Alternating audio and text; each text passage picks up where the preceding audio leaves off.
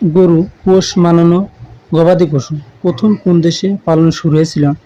এর সঠিক একক দেশ বলা কঠিন, কারণ এটি হাজার হাজার বছর আগে বিভিন্ন অঞ্চলে আলাদাভাবে শুরু হয়েছিল। তবে ইতিহাস অনুযায়ী প্রথম কয়েকটি অঞ্চল হল মেসোপটেমিয়াম, বর্তমান ইরাক ও আশেপাশের এলাকা। প্রায় 10,000 বছর আগে এখানে গরু পোষ মানানো শুরু হয়। টাইগ্রিস ও ইউফ্রেটিক্স নদীর তীরবর্তী অঞ্চল ছিল কৃষির সূতিকাগার। এখানে বন্য গরু থেকে গৃহপালিত গরুর উৎপত্তি। প্রায় 8,000 বছর আগে ভারতীয় উপমহাদেশে গরু পালন শুরু হয়। এখানে বিশেষ করে পুজওয়ালা গরু পালিত হয়। কৃষি ও ধর্মীয় কারণে গরু গুরুত্ব ছিল অনেক বেশি। আনাতোলিয়া অঞ্চলেও প্রাচীনকালে গরু গৃহপালিত হয়েছিল। এখান থেকে ইউরোপে গরু ছড়িয়ে পড়ে। সবচেয়ে প্রাচীনভাবে গরু পালন শুরু হয়েছিল মেসোপটেমিয়া অঞ্চলে, বর্তমান ইরাক ও তুরস্কের আশেপাশে প্রায় 10,000 বছর আগে। পরে ভারতে ও অন্যান্য অঞ্চলে ছড়িয়ে পড়ে।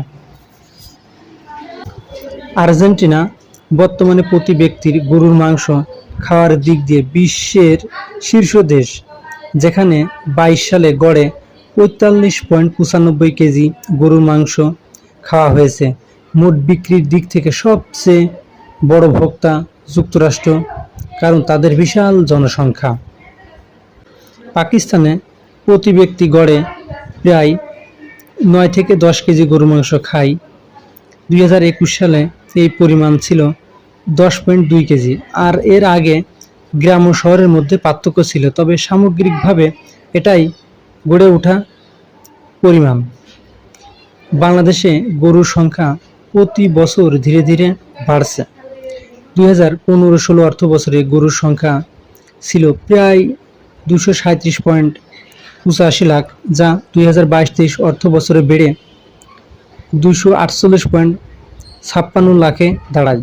তবে এই বৃদ্ধির হার খুব বেশি নয় এবং প্রতি বছর গরুর সংখ্যা প্রায় 24 মিলিয়ন থেকে 24.8 মিলিয়নের দিকে উন্নতি হয়েছে। বাংলাদেশে গরু পালন ও উৎপাদনে সবচেয়ে এগিয়ে আছে রাজশাহী, ঢাকা ও চট্টগ্রাম বিভাগ। বিশেষ করে রাজশাহী বিভাগে গরুর সংখ্যা ও খামার অনেক বেশি, কারণ এটি কৃষি ও পশুপালনের জন্য একটি ঐতিহ্যবাহী এলাকা। ঝিনাইদহের মানুষ প্রতি বছর কতটুকু গরুর মাংস খেয়ে থাকে এর নির্দিষ্ট কোনো